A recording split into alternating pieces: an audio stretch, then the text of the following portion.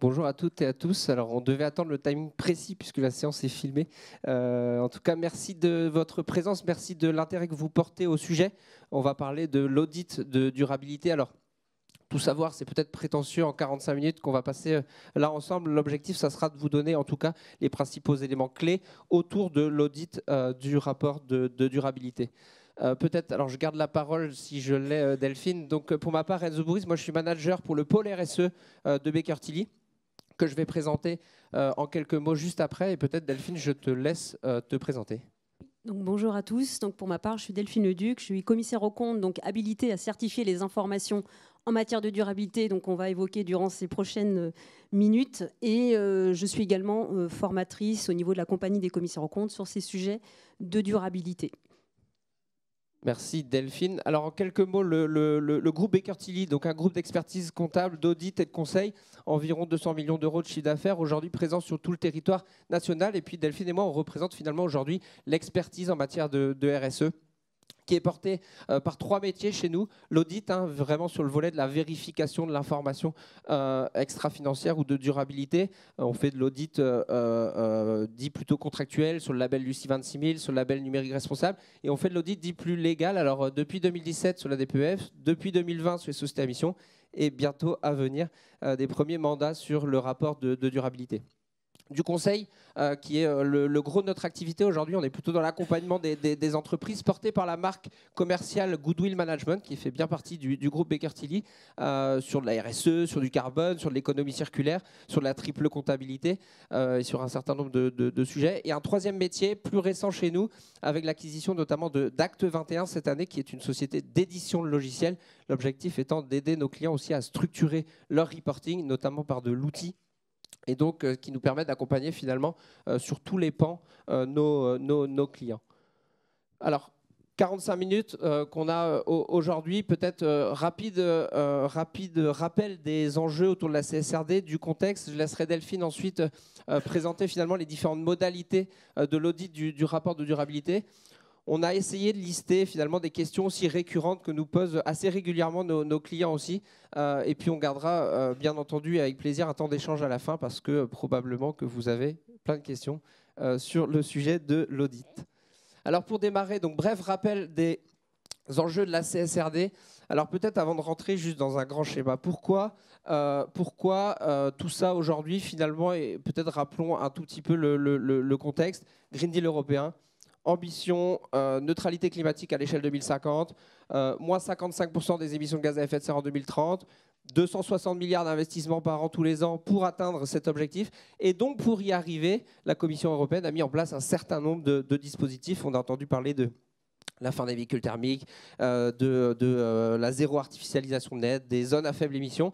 Et sur le sujet finalement peut-être du reporting et de la finance durable, nous vient cet arsenal législatif, alors je reprends tes mots Delphine, cet arsenal législatif qui est composé de finalement trois maillons qui vont nous intéresser aujourd'hui. La CSRD, qui concerne les entreprises en matière de transparence et de reporting sur les sujets de durabilité. Le règlement SFDR, qui concerne plutôt finalement les acteurs financiers pour venir orienter les capitaux et les financements dans les secteurs qui sont dits souhaitables du point de vue de la transition.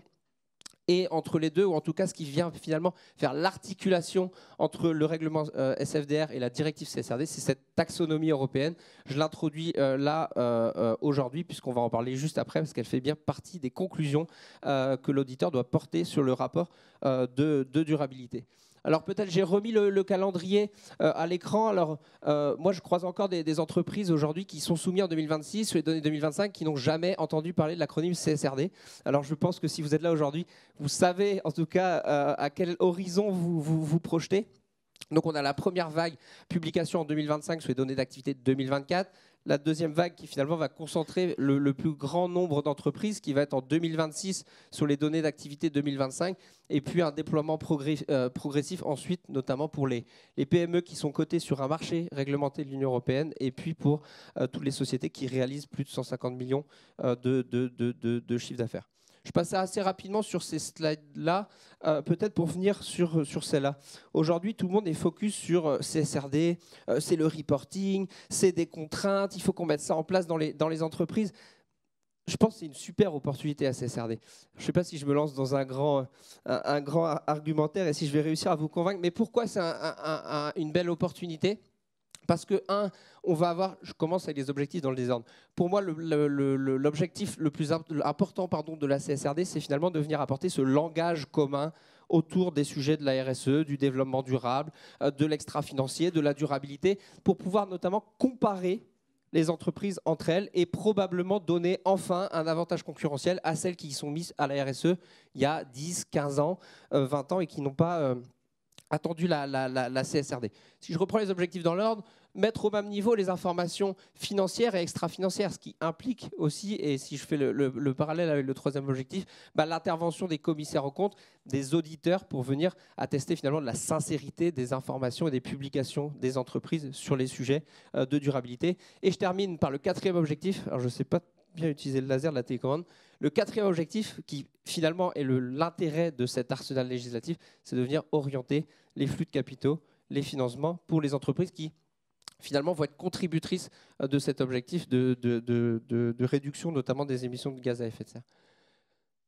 La directive CSRD, donc finalement, elle donne le cadre, elle impose aux entreprises de publier un rapport de durabilité, mais derrière, il faut se concentrer sur les normes ESRS. Ce sont elles qui finalement viennent donner le cadre de l'information de durabilité qu'on va devoir trouver dans les rapports des entreprises. On les a remises là, alors avec une structuration qu'on connaît peut-être déjà par ailleurs, plutôt ESG avec la partie environnementale, la partie sociale, la partie gouvernance. Et je voulais vous mettre à voir à droite sur l'écran, finalement, la manière dont est structurée une norme ESRS. Donc, alors, je vous ai fait un bel entonnoir, 3 piliers, ESG, 10 enjeux, 37 sous-enjeux, déclinés derrière en 68 sous-enjeux pour aller finalement sur un niveau de granularité des fameux data points ou points de reporting. Je suis breton, donc je parle en français. Points de reporting, on en trouve aujourd'hui 1200 avec effectivement 2 tiers des informations qui sont qualitatives et 1 tiers des informations qui sont qualitatives. L'inverse. Rapidement, et pour terminer peut-être cette petite introduction sur la partie CSRD, on vous a remis à l'écran finalement les différentes étapes de travail, les différents jalons qui animent aujourd'hui les entreprises pour aller finalement jusqu'à la publication du rapport durabilité et jusqu'à l'audit. Juste après, on va se concentrer vraiment sur la partie audit, mais aujourd'hui, moi je rencontre des entreprises qui veulent échanger finalement sur la manière dont on peut mener leur audit, alors même qu'ils n'ont pas, par exemple, pas mené d'analyse de matérialité.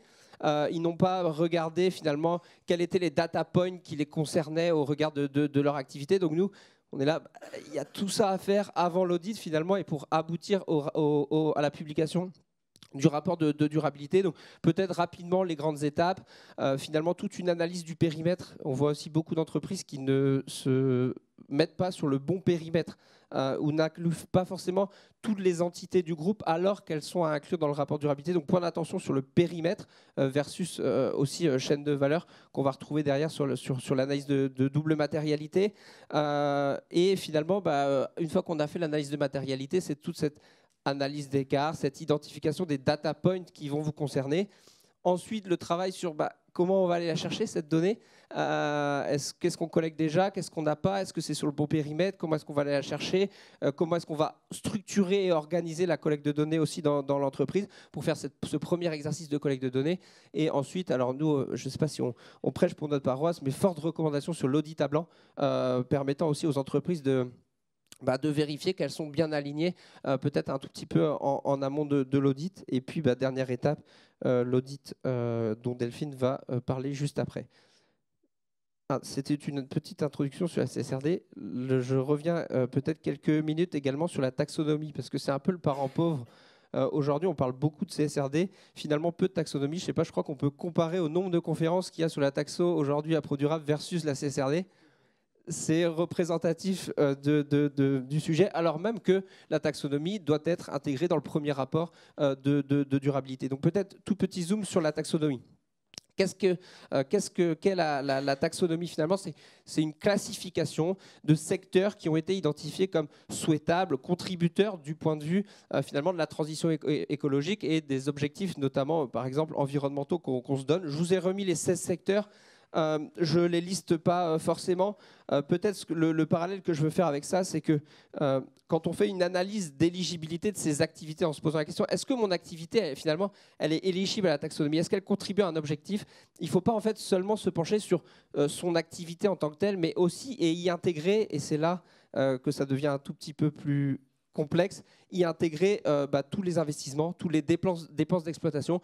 Une entreprise qui achète des panneaux solaires, c'est un achat qui est éligible à la taxonomie, alors même que son activité peut être l'expertise comptable. Alors, du coup, cette analyse d'éligibilité, elle est à mener vraiment sur les activités de l'entreprise, au sens de qu'est-ce qui est contributeur de son chiffre d'affaires, mais également tous ces achats, ces dépenses d'exploitation.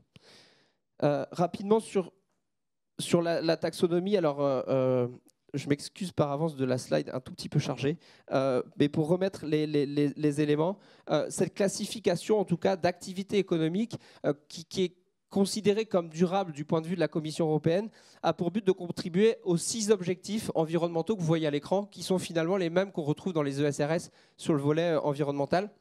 Donc je ne les redonne pas forcément là. Je vais peut-être plutôt insister sur quelle est la démarche. Première étape, se poser la question de l'éligibilité de ces activités et donc de ces dépenses d'exploitation, de ces investissements à la taxonomie. Une fois, je vais donner un exemple juste après, une fois que j'ai identifié ces activités, je vais me poser la question de sa contribution à un des 6 objectifs. Ça, c'est la première chose. La deuxième chose, c'est de regarder si elle ne porte pas préjudice à un des autres objectifs parmi les 6. Et la troisième, ou en tout cas le troisième facteur, c'est de respecter ce qu'on appelle les garanties minimales, notamment sociales. Ça peut être droit du travail, ça peut être les droits de l'homme, etc. Donc ces 3 conditions sont à remplir pour qu'une activité soit considérée comme durable et alignée. Et derrière, une fois qu'on aura identifié l'ensemble des activités qui sont alignées à ces objectifs, il faudra publier un certain nombre d'indicateurs dans le rapport de durabilité, notamment en part du chiffre d'affaires qui soutient cette activité, par de l'investissement, par des dépenses. Je vous donne peut-être un exemple. Je suis une entreprise dans le BTP, je construis des bâtiments. Donc la construction est bien un secteur qui est identifié dans la taxonomie. Pour pouvoir contribuer à un des objectifs environnementaux, notamment l'atténuation du changement climatique, je dois respecter un critère qui est de faire mieux de 10% par rapport à la RE 2020.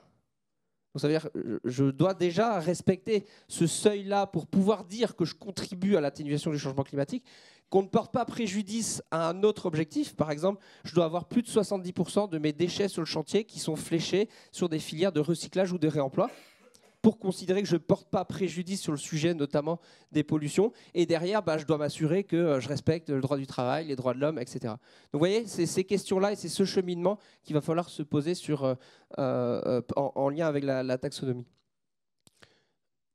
Delphine, c'est à toi.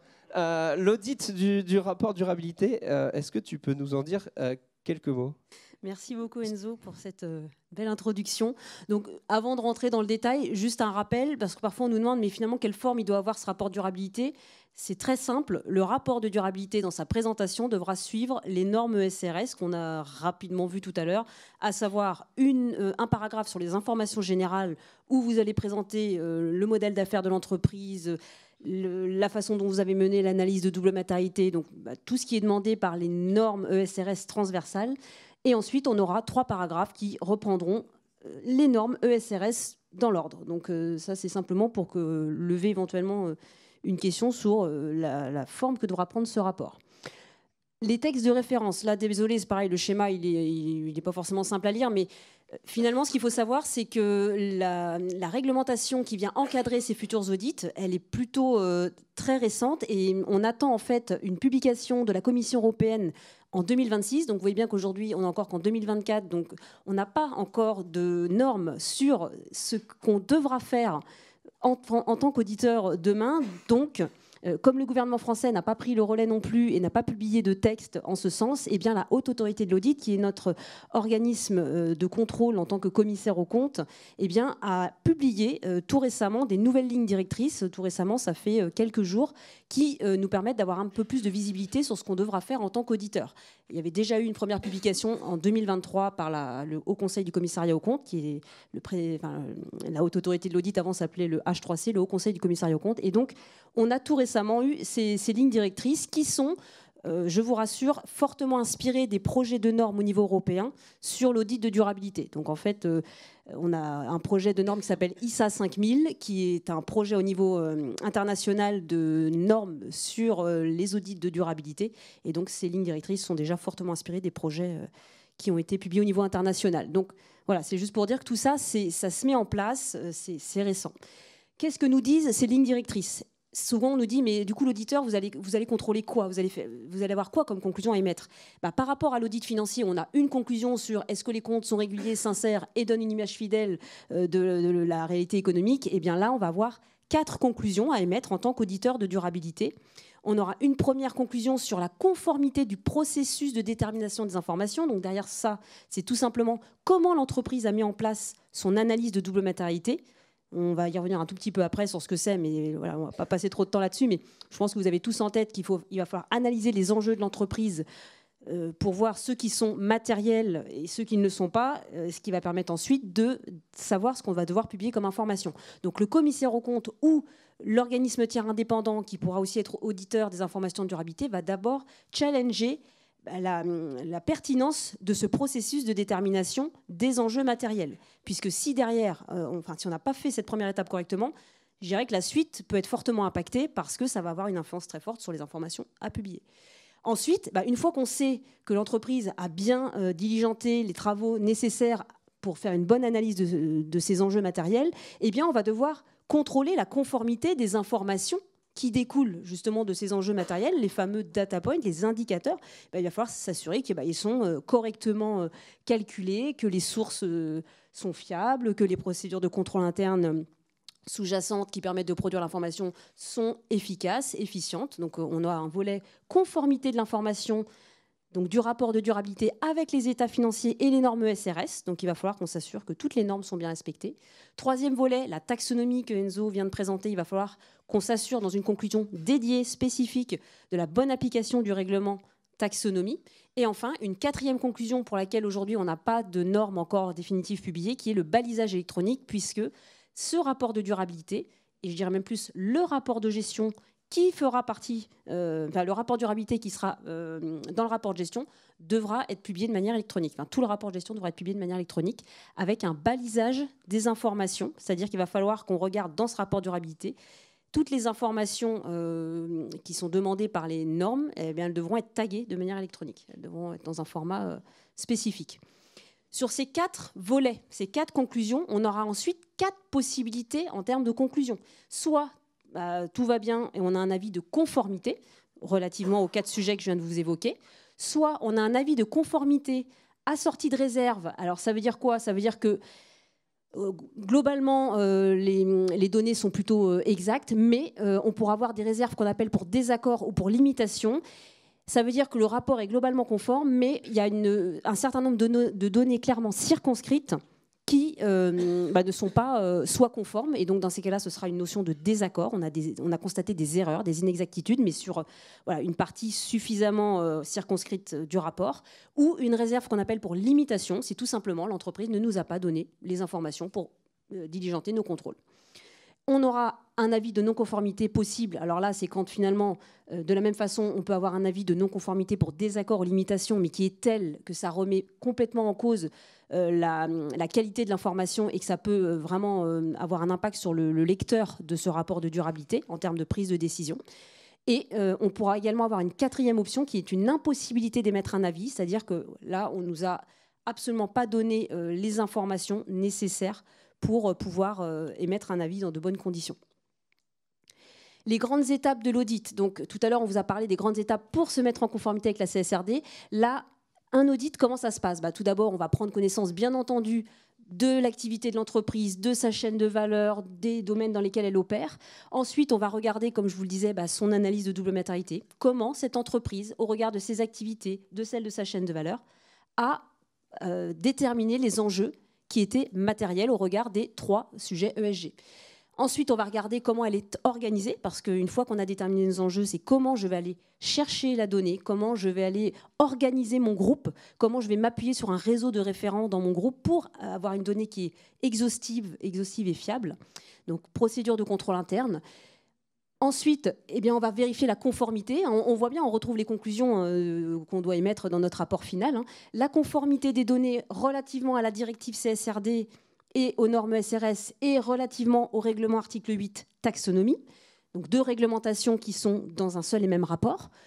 On devra vérifier le balisage. Encore une fois, aujourd'hui, on n'a pas les textes définitifs, mais ça fera partie évidemment aussi des contrôles qu'on devra opérer. Sous-entendu, le rapport qu'on nous communique peut-être au départ sous un format PDF, qui devra être publié de manière électronique sur une plateforme, eh bien, il faudra qu'on s'assure que c'est bien la même chose qu'on a validée et qui a été publiée de manière électronique. Et enfin, synthèse de la mission. Là, c'était simplement pour faire un focus sur le premier axe de notre conclusion. La double matérialité, je pense que globalement, tout le monde en a entendu parler désormais, mais c'est vraiment de s'assurer que l'entreprise, d'une, n'a pas été dans une démarche auto-centrée et a bien intégré toute sa chaîne de valeur dans l'analyse de ces enjeux, et également qu'elle n'est pas que dans une vision investisseur, c'est-à-dire dans une vision de matérialité financière, mais qu'elle a également intégré le prisme de la matérialité dite d'impact. C'est-à-dire qu'au regard de tous les enjeux que nous demandent les normes qui sont imposées, les 68 que Enzo a évoqués tout à l'heure, à minima, eh bien, l'entreprise devra montrer qu'elle s'est bien posé la question de son impact, c'est-à-dire comment elle impacte ces enjeux-là via sa chaîne de valeur ou ses activités, ou en quoi ces enjeux pourraient avoir une conséquence financière sur ses comptes. C'est-à-dire, j'émets des gaz à effet de serre, je suis dans une matérialité dite d'impact, parce que ça n'a pas forcément de conséquences directes sur mon compte de résultat.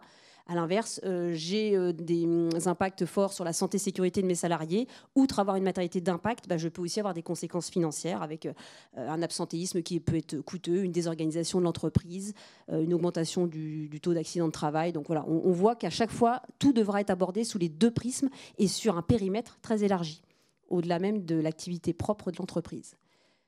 Bon, là, je trouve que c'est important de rappeler les étapes, puisque comme en tant qu'auditeur, on devra s'assurer de l'efficacité de la méthode, il faut bien savoir quelle est la méthode pour faire une bonne analyse de double matérialité. Donc, en 4 gros points, eh bien, c'est déjà partir des bons enjeux, c'est-à-dire qu'il faut quand même s'assurer que l'entreprise elle a bien regardé ces enjeux matériels, mais au regard de ceux qui nous sont imposés par les normes, donc les fameux 68 sous-enjeux des normes SRS. Ensuite, on va devoir regarder dans quelle mesure ces enjeux ont été traduits en impact, en risque et en opportunité, puisque ce n'est pas à des enjeux auxquels on répond, mais bien à des risques auxquels l'entreprise est exposée ou à des impacts en lien avec ces enjeux. C'est-à-dire que ce n'est pas tant à un enjeu d'eau que je vais répondre qu'à un enjeu de consommation importante d'eau dans mon processus de production, puisque un même enjeu peut être traduit de façon très différente selon les secteurs de l'entreprise. Donc je vais bien répondre à des risques et des impacts propres à mon activité et qui peuvent être différents d'une entreprise à l'autre. Ensuite, je vais devoir coter ces impacts, ces risques et ces opportunités. Et là, c'est pareil, l'auditeur devra challenger un peu les critères de cotation qui ont été retenus. Est-ce que l'entreprise a bien pris les bons horizons temporels? Est-ce qu'elle s'est projetée aussi à long terme, pas qu'uniquement à court terme? Si on est sur des risques physiques liés au changement climatique, c'est sûr que si on se projette à 1 an, la montée des eaux, c'est peu probable que ça nous concerne. Par contre, si on va un petit peu plus loin, c'est déjà plus facilement probable. Donc il va falloir à chaque fois qu'on challenge un peu justement cette démarche et qu'on regarde si l'entreprise a bien pris plusieurs horizons temporels, plusieurs scénarios, parce qu'évidemment, si on se projette dans un scénario à plus 4 degrés ou à plus 1,5, les conséquences, notamment en matière d'adaptation au changement climatique, ne vont pas être les mêmes. Donc, il va falloir regarder que l'entreprise a bien pris le bon périmètre, les bons horizons, les bons scénarios, et que derrière, elle a coté en fonction de son appréhension et de son exposition à ces enjeux, et elle les a cotés pour pouvoir dire ce sujet-là est important pour moi ou ce sujet-là ne l'est pas. Le deuxième axe, donc il y a beaucoup de carrés, mais comme vous pourrez avoir le support après, je trouvais intéressant de remettre comment en fait on va choisir en tant qu'auditeur, parce que souvent ce qu'on nous demande c'est mais vous allez contrôler quoi concrètement? Parce qu'un rapport de durabilité, vous voyez bien, il y a des sujets environnementaux, sociaux, de gouvernance, quantitatifs, qualitatifs, un peu financiers, mais surtout non financiers. qu'est-ce qu'on va regarder, sachant qu'on ne pourra bien sûr pas tout voir, hein, c'est comme dans l'audit financier, on ne peut pas tout regarder.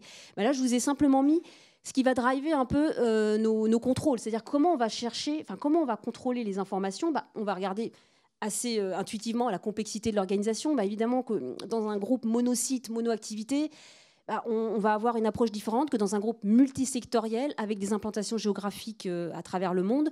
On va bien sûr essayer de cibler de façon plus large quand on a une implantation à travers le monde. Bien sûr qu'on va essayer d'aller sonder plusieurs filiales. On ne va pas rester sur une seule et même entité. Donc, on va avoir donc le nombre d'entités comprises dans le périmètre qui va influencer le volume de nos contrôles, les engagements rendus publics. Si l'entreprise communique beaucoup sur son site internet sur des engagements, on va s'assurer que ces engagements sont fondés, qu'elle a vraiment derrière mis en place des politiques, des actions.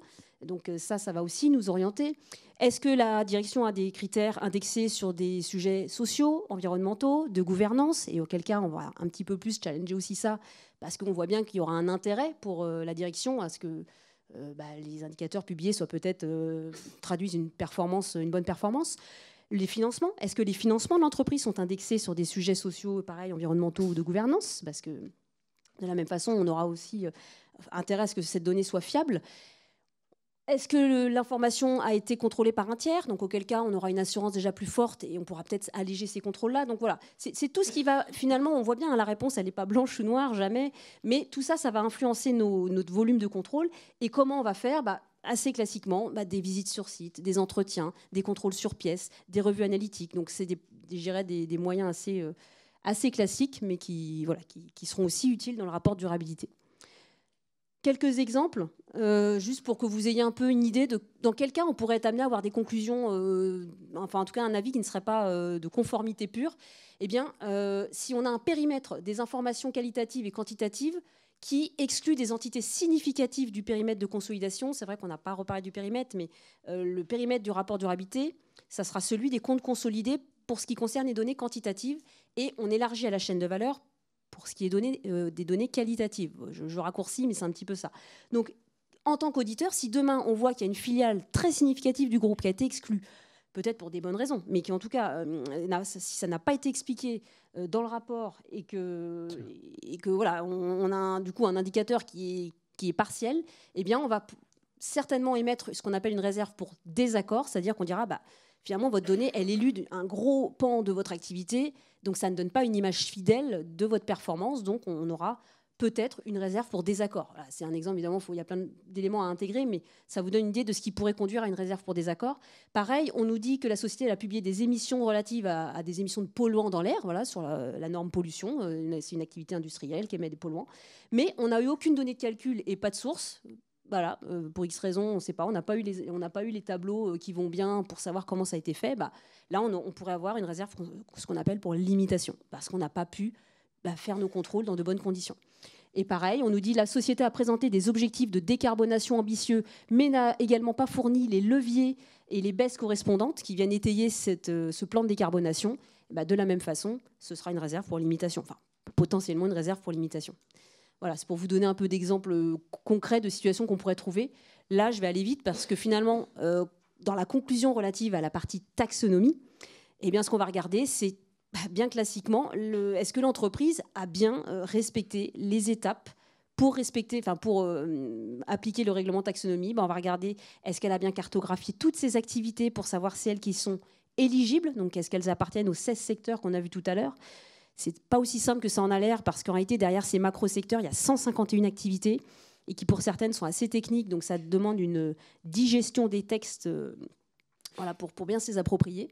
Donc, on va regarder si l'entreprise a bien cartographié ses activités pour dire lesquelles sont éligibles ou non. Ensuite, on va regarder pour les activités éligibles, est-ce qu'elles contribuent, comme Enzo l'a expliqué, aux critères de contribution substantielle, donc relativement aux 6 objectifs qu'on a vus tout à l'heure. Est-ce qu'elle ne porte pas préjudice à un autre objectif? Est-ce qu'elle respecte les garanties minimales? Donc, encore une fois, dit comme ça, c'est plutôt simple, mais la mise en œuvre opérationnelle est assez technique. Et enfin, une fois qu'on aura des activités alignées, il faudra qu'on regarde si la source pour calculer les indicateurs, qui vient des comptes, est fiable, et si l'entreprise a bien calculé ses indicateurs. Et là, ça veut dire qu'il faut impliquer fortement la direction financière, parce que là, la taxonomie, c'est très financier. Hein. C'est vraiment un sujet de direction financière, enfin pas que, mais notamment de direction financière, parce que là, il va falloir aller décortiquer vos immobilisations, votre chiffre d'affaires, vos OPEX, donc vos dépenses d'investissement, pour pouvoir dire, ah tiens, cette activité-là, c'est celle qui est éligible. Par exemple, j'ai des panneaux solaires, il faut bien que j'aille pouvoir les identifier dans mes IMO pour pouvoir dire que j'ai mis X milliers d'euros sur des panneaux solaires. Mais là, c'est un exemple simple, mais dans les faits, ce n'est pas toujours aussi bien découpé. Pour la taxonomie, petit exemple aussi, la taxonomie, on n'a pas présenté en détail, mais il y aura un tableau imposé par la réglementation, c'est-à-dire que l'entreprise est très drivée aussi dans la façon dont elle devra fournir les informations dans son rapport de durabilité. La taxonomie, ce qu'il faut savoir, c'est que c'est un paragraphe qui fera partie du pilier E, donc environnement, dans le rapport de durabilité. Et il y aura un tableau. Alors, je ne vous l'ai pas mis, il est très très gros et pas très joli, donc je ne voulais pas non plus vous faire peur, mais il y a un tableau qui donnera un certain nombre d'informations qui sera obligatoire à publier. Eh bien, si l'entreprise a mis, par exemple, plein d'informations intéressantes dans son rapport, mais n'a pas mis les tableaux imposés par la réglementation, on pourra être amené à mettre une conclusion de désaccord, une réserve, par exemple, pour désaccord. Si la société considère que des activités sont durables alors qu'elle n'a pas analysé les critères d'examen technique, pareil, là, on sera obligé de mettre une réserve pour désaccord en disant vous n'avez pas démontré que vous contribuiez à un objectif. Si vous n'avez pas fourni de justif ou de sources traçables pour étayer des actions ou des résultats, voilà, vous voyez bien par intuition, ça va être une réserve plutôt pour limitation. Ce sont des exemples, évidemment, qui sont à remettre toujours dans leur contexte. Donc voilà pour un bref panorama de l'audit de durabilité. Je suis désolée, c'est vrai que 45 minutes, c'est très très court, donc on va relativement vite. 15 minutes, Delphine. Voilà, on va en prendre 5. On a identifié déjà peut-être quelques questions que vous vous posez, et puis on gardera 10 minutes d'échange. Et puis après, sinon, on a un stand pendant 2 jours. Donc s'il y a des questions, n'hésitez pas. Delphine, première question. On a prévu un format un peu d'animation, ce sera plus avant d'aller manger. Delphine, où et quand publier son rapport de durabilité, et finalement, quel est le format attendu ? Donc, dans le rapport de gestion, dans une section spécifique du rapport de gestion des entreprises, ou le rapport de gestion de groupe dans le cas des groupes consolidés. Quand ? Eh bien, du coup, si c'est dans le rapport de gestion, on a le même calendrier que pour la publication des comptes. Donc, assemblée générale qui doit se tenir dans les 6 mois de la clôture de l'exercice. Voilà, donc même calendrier que pour les comptes. Là, il n'y a pas de sujet.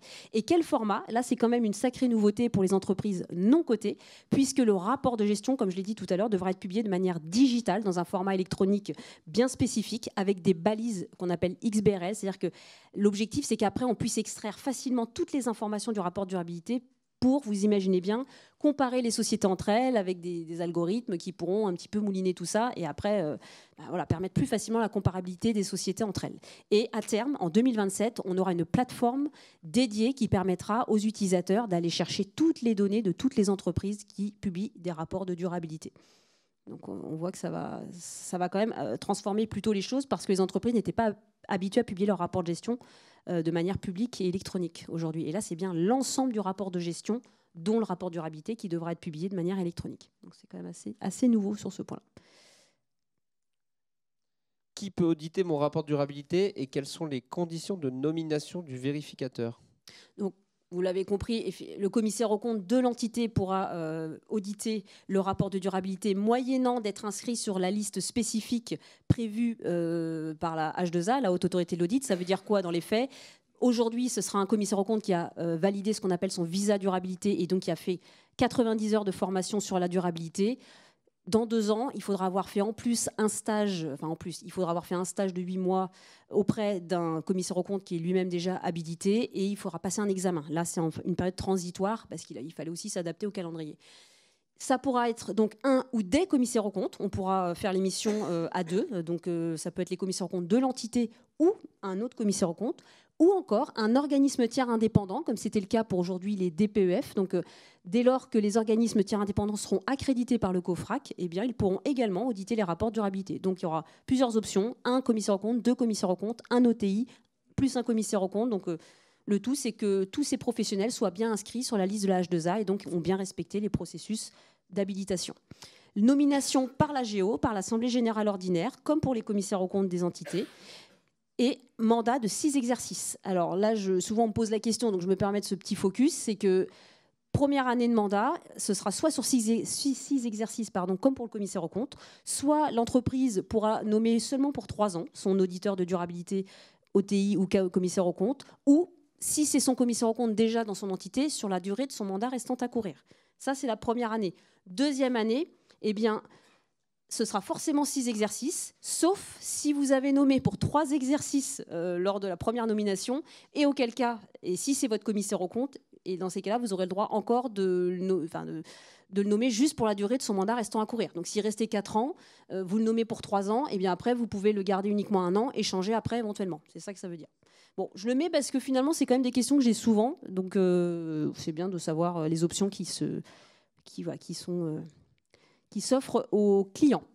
Quel intérêt a nommer son commissaire aux comptes pour la certification de son rapport de durabilité? Alors là, je pose la question. Alors vous allez me dire, je suis commissaire aux comptes, je prêche pour ma paroisse, mais c'est simplement, et là je le fais en toute objectivité, souvent on me dit, non mais vous y connaissez quoi à la durabilité? Vous êtes auditeur de comptes, vous êtes des financiers, donc qu'est-ce que vous venez faire dans la durabilité? La question, je l'ai eue plusieurs fois et je l'entends, c'est effectivement légitime. C'est bien pour ça qu'on a une obligation de formation qui est quand même volumineuse avec les 90 heures, mais en effet, il est clair que le commissaire aux comptes devra s'entourer d'experts. On est sur des sujets techniques, donc ça n'exclut pas que le commissaire aux comptes s'appuie évidemment sur des expertises, notamment pour des sujets environnementaux qui pourraient être techniques dans des secteurs spécifiques, mais ça c'est vrai, je dirais, pour n'importe quel professionnel qui ne peut pas maîtriser tous les sujets environnementaux. Donc là, je mets simplement, mais je ne vais pas toutes les citer, il y a beaucoup de synergie en fait entre la mission du commissaire aux comptes et la mission de l'auditeur de durabilité. On a cette notion d'approche par les risques, on a cette notion de une connectivité forte entre les informations financières et de durabilité. On a la même autorité de contrôle, qui est la haute autorité de l'audit. On doit connaître les exigences légales et réglementaires des entités. On est très rompu à tout ce qui est procédure de contrôle interne. Donc, voilà, on a une démarche qui est très similaire à l'audit financier. Il faut qu'on accélère un tout petit peu, Delphine. Dernière question, et après on aura une toute petite conclusion, et on passera la parole ensuite. Quel niveau d'assurance pour l'auditeur de durabilité, et finalement quel déploiement sur ce niveau d'assurance? Oui, alors là, c'est pareil, c'est un peu technique, mais c'est quand même bien de savoir qu'en tant que client, si vous vous faites auditer, on ne sera pas sur un niveau d'assurance qui est celui des comptes, on sera sur un niveau d'assurance inférieur pendant a priori 3 années. À partir de 2028, on aura le même niveau d'assurance que pour les comptes. Pourquoi? Parce qu'on sait que c'est un sujet qui est quand même lourd, qui nécessite de mettre en place beaucoup de procédures. Et dans un premier temps, on va demander aux auditeurs, on va leur proposer de pouvoir alléger un peu leur contrôle et de ne pas toujours pouvoir s'appuyer sur des procédures de contrôle interne fiables. Ça permet aussi de pouvoir faire moins de diligence pour quand même pouvoir émettre un rapport de conformité sans avoir les mêmes critères d'exigence que pour un audit sous ce qu'on appelle une assurance raisonnable. Donc là, pendant 3 ans, on aura ce qu'on appelle une conclusion sous forme négative, c'est-à-dire qu'on s'assurera que nous n'avons pas constaté, on n'a constaté aucun élément qui permette de conclure que les travaux sont entachés d'inexactitudes. Voilà, c'est un peu ça l'idée. Mais dans 3 ans, on aura des diligences beaucoup plus importantes si la Commission européenne estime que le marché est mûr, parce qu'on voit bien qu'il y a une inertie qui va être toute logique avant de pouvoir avoir des process fiables. Conclusion, on va la faire à 2, mais là, les points de vigilance qui sont pour le commissaire aux comptes ou l'OTI, mais qui sont de facto aussi pour les clients qui seront audités, on voit bien que la nature des informations à contrôler par rapport à un audit financier, elles sont beaucoup plus larges et font appel à beaucoup de notions d'extrapolation, de calcul complexe. On est sur des sujets quand même qui sont justement non financiers, donc avec des utilisations de bases de données, donc beaucoup plus d'incertitudes pour certains calculs. Donc ça, forcément, ça introduit aussi plus de difficultés pour les contrôles, un périmètre très élargi, quand on va aller chercher les impacts de la chaîne de valeur de l'entreprise et qu'il va falloir rendre compte de politiques mises en place pour les limiter, ça nécessite de bien comprendre la chaîne de valeur de l'entreprise. Et puis, on voit que les procédures de contrôle interne, on est très habitué en audit financier à s'appuyer sur des procédures de contrôle interne, mais sur du non financier, on va toucher beaucoup plus de services dans l'entreprise, beaucoup plus de sujets, donc ça va nécessiter aussi une bonne organisation des groupes qu'on auditera. Et puis, on voulait conclure avec ce qu'il faut faire et ce qu'il ne faut pas faire, le do et don't, bonnes pratiques et pièges à éviter pour réussir son audit en tant que client, si vous êtes client. Le do, vous allez dire, ça paraît logique, mais mine de rien, c'est pas si simple que ça. Soyez transparent, ça veut dire que si vous n'êtes pas mature sur un sujet, il faut le dire, en fait. Il faut vraiment que la transparence soit de mise. Faites de l'auditeur un allié, oui, souvent l'auditeur c'est vu comme le contrôleur. D'ailleurs, commissaire aux comptes, on n'aime pas trop ce terme-là parce que c'est un côté commissaire, mais en fait, on est surtout là pour, je dirais, on est aussi là pour accompagner l'entreprise. Alors bien sûr, on est indépendant, mais on est là aussi pour apporter des recommandations et faire grandir l'entreprise. Donc il faut plutôt prendre l'auditeur de durabilité comme un allié. Prendre conscience de l'enjeu stratégique, ça Enzo en a parlé, mais la CSRD, ce n'est pas juste une charge administrative comme j'entends souvent. Si vous ne parlez que des sujets matériels qui vous intéressent, qui sont pertinents pour votre rentabilité et vis-à-vis de votre impact sur l'environnement et la société, c'est forcément pertinent de s'en préoccuper. Assurer la cohérence des moyens affectés aux objectifs de durabilité avec les états financiers, ça veut dire quoi? Ça veut dire qu'attention, si vous dites « Ah, nous, on a un super plan de décarbonation, on a 1 million d'investissements prévus » et que dans vos comptes, vous avez fait des business plans ou des cash flows futurs pour faire vos tests de dépréciation d'IMO, je suis désolée, c'est un peu technique, mais que vous n'avez pas du tout mis dans vos prévisions de trésor les 1 million de dépenses, on va se dire, tiens, c'est marrant, d'un côté, vous les mettez pour valoriser votre plan de décarbonation et de l'autre côté, vous n'avez pas pris ça dans vos plans d'investissement. Attention à bien s'assurer de la cohérence. Avoir une approche auto-centrée, oui, non, alors là, c'est le don, en fait, c'est de l'autre côté, parce qu'il ne faut surtout pas avoir une approche auto-centrée, il faut bien prendre les impacts de sa chaîne de valeur, donc excusez-nous, là, il y a eu une petite inversion. Procrastiner, ce n'est pas ce qu'il faut faire, parce que j'en entends aussi, ouais, je vais attendre de voir ce que font mes concurrents, et puis nous, on viendra après. Non, il faut mieux avoir un rapport, tant pis, qui ne sera pas complet, qui ne sera pas exhaustif, c'est pas ça qu'on demande, mais faites la démarche, en fait, mettez-vous en chemin, et c'est pas grave, en fait, c'est un rapport de transparence, c'est pas un rapport... c'est pas un devoir de faire, c'est un devoir de dire. Donc, allez-y, quoi. N'attendez pas justement que vos concurrents prennent les devants. Mettre les sujets matures sous le tapis, donc c'est ce qu'il ne faut pas faire. Se limiter à une approche de conformité, comme je vous disais, il ne faut pas voir la réglementation comme juste une contrainte. Vouloir être exhaustif à tout prix, c'est pas non plus ce qu'il faut faire. Et ne pas impliquer la gouvernance et l'ensemble des services, c'est pareil, j'en entends parfois qui disent non, mais moi j'ai recruté une super responsable RSE, elle va nous gérer ça aux petits oignons. Non, évidemment que ça va être hyper important, mais il faut embarquer tous les services de l'entreprise et la gouvernance doit être le moteur dans cette démarche si on veut que ça fonctionne. Donc, voilà. Merci Delphine. Quelques questions? Ok. Je ne sais pas qui a levé la main en premier. Je crois que c'était ici, mais...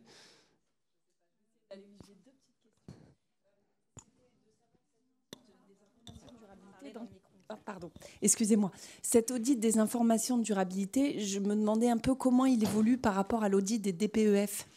Qui était déjà prévu. Et notamment, c'est assez évident en ce qui concerne le balisage, puisque ça n'existait pas, la taxonomie aussi. Mais du coup, ça amène à ma deuxième question. Par exemple, dans la conformité aux ESRS, est-ce que c'est pas très clair pour moi si, par exemple, moi, je connais un peu mieux le climat, est-ce qu'une entreprise qui doit donc publier des informations sur la crédibilité de son plan de transition, c'est ça que dit la CSRD, est-ce que l'auditeur, il va aller jusque-là? Est-ce qu'il va, en quelque sorte, vérifier si le plan de transition est crédible ou pas? C'est ça que je ne perçois pas très bien. Alors juste pour faire le lien avec la DPEF, parce qu'effectivement, la grosse différence avec la DPEF, c'est que les entreprises étaient laissées très libres dans leur approche de leurs risques. On va dire, finalement, c'était à elles de déterminer leurs risques. On n'avait pas une liste sur laquelle se baser. Donc le risque, c'était que justement, elles mettent sous le tapis parfois certains sujets qui étaient matériels pour elles.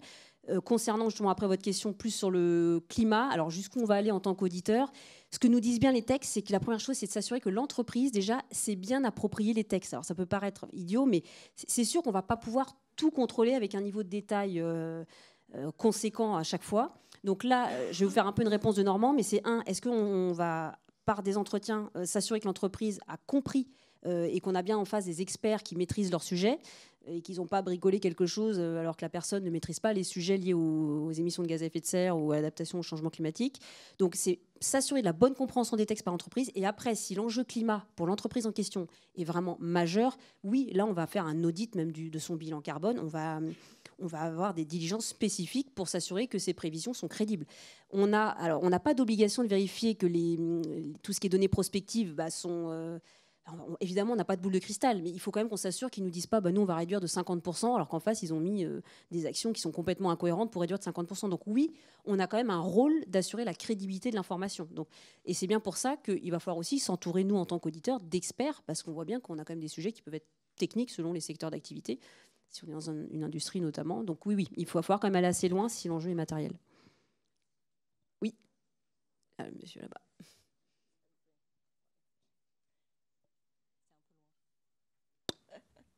Passe le micro. Oui, merci, bonjour. Bonjour. Ma question, elle est connexe en fait à la question de madame. C'est l'étape d'après. On va rester sur le plan de transition climat pour que tout le monde comprenne bien. Est-ce que dans votre mission, imaginons, une société n'a pas de plan de transition climat et donc dans son rapport de durabilité prend le point de données « je n'ai pas de plan avec les MDR associés ». Très bien. Est-ce que dans votre mission, vous allez donc vérifier ça et les années suivantes, vous allez devoir ensuite vérifier si un plan de transition a été mis en place ultérieurement?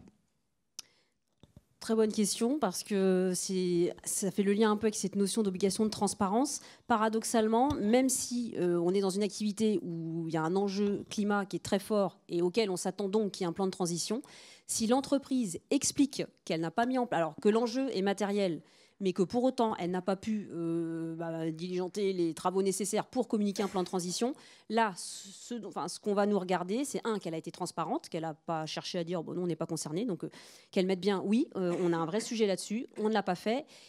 Alors, il n'y a pas d'obligation de mettre l'horizon temporel, c'est-à-dire qu'on c'est recommandé de mettre sous quel délai on envisage de le faire. Ce n'est pas une obligation, c'est une recommandation, c'est une bonne pratique. Mais comme vous dites, finalement, les MDR, là, les Minimum Disclosure Requirements, nous disent quoi? Si on a un sujet matériel, mais qu'on n'a rien fait dessus, eh ben, faut le dire. C'est aussi bête que ça, faut le dire. Et il ne faut pas juste le dire, j'ai rien fait, il faut expliquer pourquoi. Donc ça veut dire qu'idéalement, il faut quand même avoir dit, on n'a pas eu le temps, on a été pris de court. Mais... Alors là, c'est un vrai sujet, parce qu'on s'est déjà posé la question en interne, c'est que si au bout de 2 ans, elle nous dit toujours « Ah, on n'a pas eu le temps », là, il y a un moment, on va peut-être commencer à avoir un avis qui sera plus conforme. Même si elle a été transparente, on dira peut-être « Attendez, ça fait 2 ans, je ne suis pas sûre que votre justification, du coup, est pertinente. » Et là, on pourra peut-être mettre une réserve pour des accords. Peut-être dire que nous, on ne valide pas le fait que 3 ans plus tard, l'entreprise nous dise toujours qu'elle n'a pas eu le temps. Donc là, c'est vrai que ce n'est pas des réponses binaires et je pense qu'on va se heurter à beaucoup on va se faire un peu de nœud au cerveau les premières années pour avoir la bonne posture. Parce que le but, c'est aussi d'être dans une démarche d'amélioration, de transparence. Mais la transparence a ses limites, je pense, si tous les ans, on argumente un peu de la même façon. Bon, réponse... qui n'est pas forcément blanche ou noire, mais c'est clair qu'on aura beaucoup de sujets comme ça, je pense. Vu que les premières années, il y a des chances que les entreprises n'aient pas toute la matière nécessaire et communiquent beaucoup sur une absence de politique. Oui. Delphine, on est censé avoir fini. Ah oui. Donc soit on en prend encore une et tu réponds en 30 secondes. Oui. Ouais, c'est mon problème. Bonjour. Quand on est une ETI assujettie en 2026, membre d'un groupe européen, donc pas français, assujetti en 2025, et qui dit qu'il va reporter pour nous, à quoi est-ce qu'on doit s'attendre comme audit? Est-ce qu'on est censé pouvoir être audité en 2025, voire en 2026? Alors attendez, je ne suis pas sûre. Vous êtes membre, vous avez une société mère qui est soumise... Non, un groupe membre d'un grand groupe plus grand. Oui, d'accord. Donc, si la tête de groupe est européenne et qu'elle publie et qu'elle intègre bien les données du sous-groupe, du coup, le sous-groupe est exempté. Donc, par contre, il est exempté, mais il va devoir reporter les mêmes informations que si lui-même avait publié. Donc, il va devoir... Oui, mais est-ce qu'on peut se faire auditer, nous ? Ah oui, de facto... Est-ce qu'on va se faire auditer pour sûr ou on peut se faire auditer? Ah non, là je dirais que c'est on peut parce qu'on va se placer au niveau de la mer et là on va faire une approche par les risques en disant on a un gros sous-groupe quand même qui représente 80% de la donnée, donc là on va peut-être aller forcément vous questionner. Alors pas de manière directe, mais oui, forcément on va aller voir ce qui se passe en dessous, c'est sûr. Voilà, et puis monsieur, vous aviez une Merci question. en tout cas, Okay, n'hésitez pas Merci.